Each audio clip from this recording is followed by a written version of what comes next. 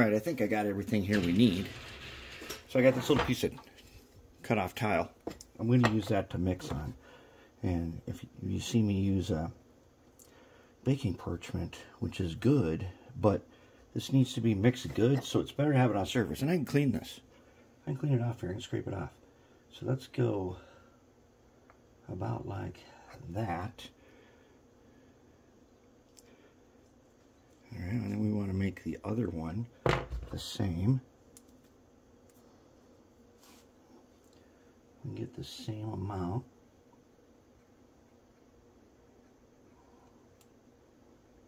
Or close to it. Close enough. We are going to be heat treating this a little bit. This is not structural.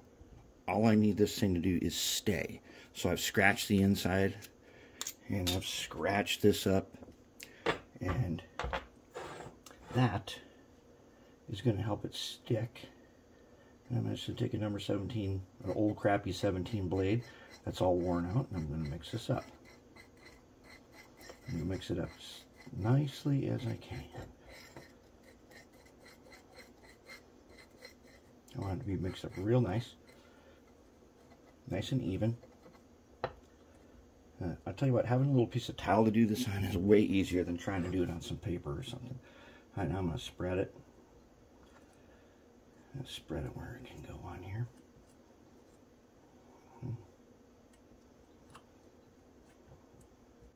Okay, and I'm going to spread it on the side here. Number 17 blade for these small pieces works pretty nice. Let's get a little extra on the bottom here, right in the middle. Okay. Yeah, did not take nearly as much as I thought. I thought it was going to take more, but it doesn't. Okay, so now I've got my piece. I'll go ahead and drop it on here, right? Now I need to clamp it. And so what I'm going to do is I'm going to take these two C-clamps, and they will let me go from the inside, right? I'll have to reposition it. See if I can get this. I'm still well within the working time. I don't remember what it is. It's like 15 minutes or something. But if I got him lined up right, then I'm going to clamp it from this side. Nice and flat. And actually, I don't care about the bottom, so I'm going to crank down on it a little bit. And let's see if I can do the same thing right here. If he can reach, we can clamp him. Are they ready to get it? Yep. Okay, so now I got him clamped. Now I need to clamp these guys. And for these guys, I'm just going to take these guys. They'll be good enough. A couple of them probably. Just get them in there. And since I'm trimming it when I'm done, it'll be okay right now. Yeah, this tin is a little bit slippery. Yep, it's slippery. Okay, so as much as I want to use those guys, I think they're too slippery. Okay, so we better get a couple of other clamps. Let's get a couple more. Let's get a couple C-clamps. Here a little bit on the big side. But gotta do what we gotta do. Alright,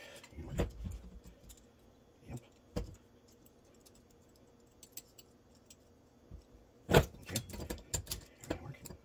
Okay, come on now. I should have set up a... Should have.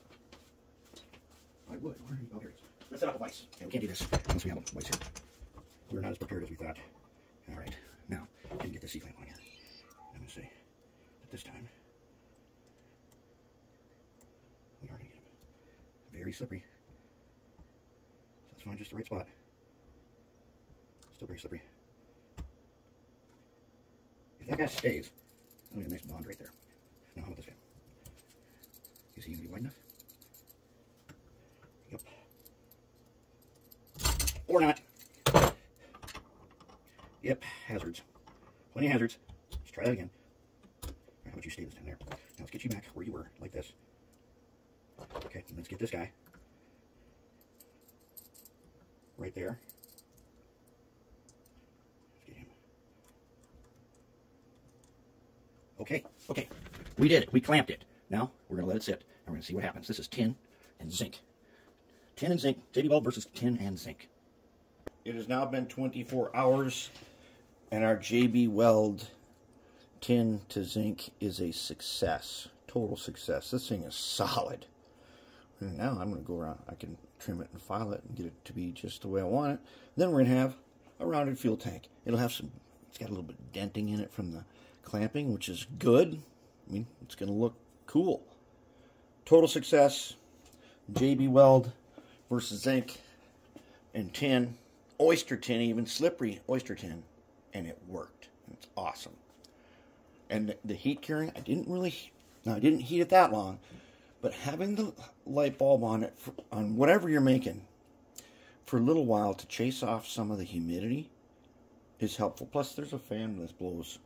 So there's a little breeze that blows around in here, and that helps keep humidity off it. Because as we found in the past, humidity is what makes our bonds fail and causes them not to harden the right way. But this time, it worked out just perfect. And there we have it.